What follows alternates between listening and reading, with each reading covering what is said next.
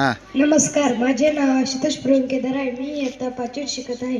माझे वर्ग शिक्षक एस.के. खेडकर सर आहेत. माझ्या शाळेचे नाव जिल्हा परिषद प्राथमिक शाळा घाटशी परगाव आहे. आज मी तुम्हाला महात्मा ज्योतिबा फुले या पुस्तकाचा परिचय देणार आहे.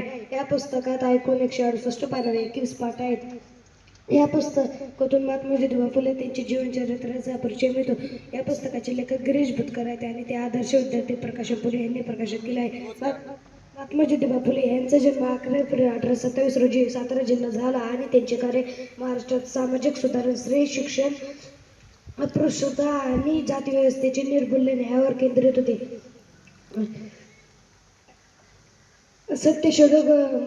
सत्यशोधक समाजाची स्थापना केली आणि दीनबंधू हे वृत्तपत्र सुरू केले. जे त्यांच्या विचारांना महत्त्वाचे माध्यम ठरले.